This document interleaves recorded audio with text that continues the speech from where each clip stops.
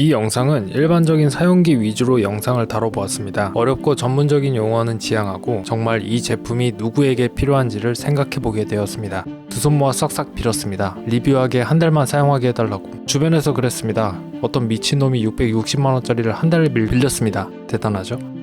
사실 2주나 3주 빌려달라고는 했지만 실상 일주일만 사용한 데는 나름의 이유가 있었습니다. 제가 M1 Max를 처음 만난 건 언박싱 바로 그날 DHL 택배원에게 건네받은 그 박스를 보고 내심 부러웠습니다. 그리고 언박싱을 하도록 주셨던 직장 동료분의 따뜻한 마음씨. 처음 본 M1 Max는 경이로웠습니다. 눈부시게 반짝이는 한 입 먹은 사과. 어쩌면 가격 때문에 제 M1보다도 더 반짝거리게 보였는지도 모릅니다. 하지만 일주일, 아니 3일 정도 사용해보고는 더 이상의 필요성을 못 느꼈다고 해야 할까요? 지금부터 저의 M1 Max 후기 들려드리도록 하겠습니다.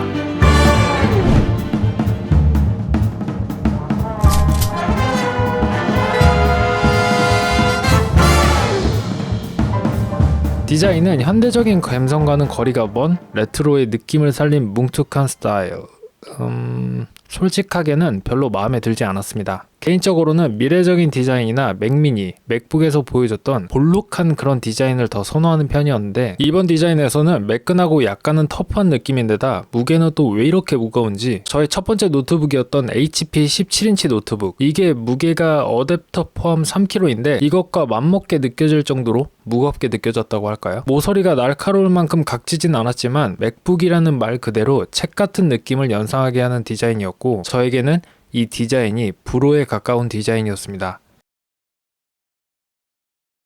화면은 만족스럽습니다. 네, 아주 만족했던 것 같아요. 13인치로 조밀조밀한 맛에 보던 영상이 16인치로 보려니까 주연씨가 너무 잘 게다가 큰 화면 덕분에 영상 편집을 할 때에도 거북목을 하지 않고 의자에 등을 기대고 편집할 수 있다는 큰 장점이 있었습니다. 사실 13인치에서는 휴대용으로 가지고 나간다면 맥북과 저의 시선이 좀 더 가까워야 작업이 수월한데 반해 16인치는 멀어도 육안으로 확인이 가능했습니다. M1도 좋다고 느꼈는데 M1 Max는 어떨까 생각이 들었습니다. 지금 쓰고 있는 M1에서 앱팩을 돌리지 않는 이상 큰 어려움 없이 영상 편집을 할 수 있었던 제가 M1 Max를 사용하면 어떻게 달라질까 생각을 해봤더니 가격이 3배 이상 차이 나는데 내일 날씨를 정확하게 예측할 수 있을 만큼의 슈퍼컴퓨터 성능을 보여줄 건지, 디스플레이에 터치가 지원이 되는 건지, 맥북 덮개가 자동으로 열리는 자동문이라도 지원이 되는 건지, 아니면 내가 언제 여자친구가 생길지 계산이라도.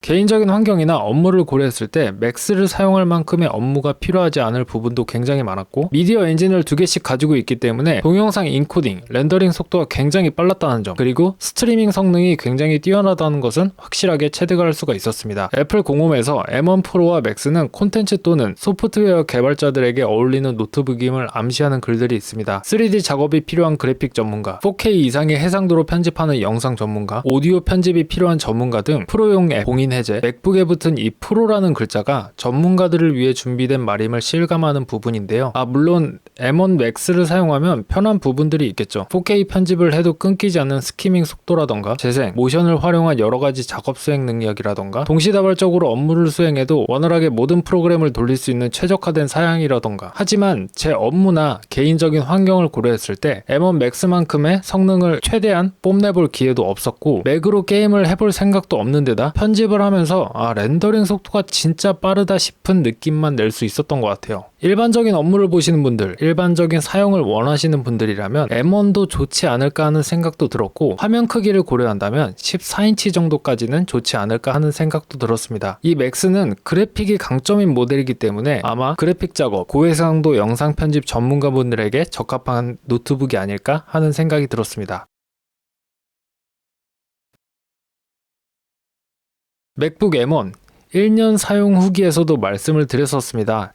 호환성에 대해서는 한번 생각해 보시는 게 좋다고요. 앞으로 좋아지겠죠, 당연히. 애플 제품들이 ARM 기반의 아키텍처로 계속해서 변경을 하고 있고 앞으로도 계속적으로 업데이트가 될 테니까요. 하지만 판매는 현재에도 이루어지고 있고 사용자들은 불편함을 여전히 겪고 있습니다. 사용자들이 자주 사용하는 프로그램들에 대한 호환성, 자주 방문하는 사이트들에 대한 불편함, 아직 가야 할 길이 멀게만 느껴지는 게 사실입니다. 저는 맥북에서 주로 파이널 컷을 이용하지만 이 맥스를 빌려주신 분께서는 프리미어 프로가 편하다고 합니다. 근데 프리미어 프로가 편집하기에는 다소 불편한 점들이 눈에 띄었습니다. 멀티캠으로 여러 화면들을 편집했을 때 간혹 컴퓨터가 멈춘다던가 렌더링 이후 화면이 깜빡거리는 등 어도비 계열 제품군을 사용할 때 문제점들이 도드라지게 보였던 것 같습니다. 맥스로만 볼 문제는 아닌 것 같지만 초기에 M1 이상의 성능을 기대하고 시도했던 것들이 OS라는 벽에 부딪혔을 때 나오는 문제들은 사실 실망하지 않을 수 없는 부분이었던 것 같습니다.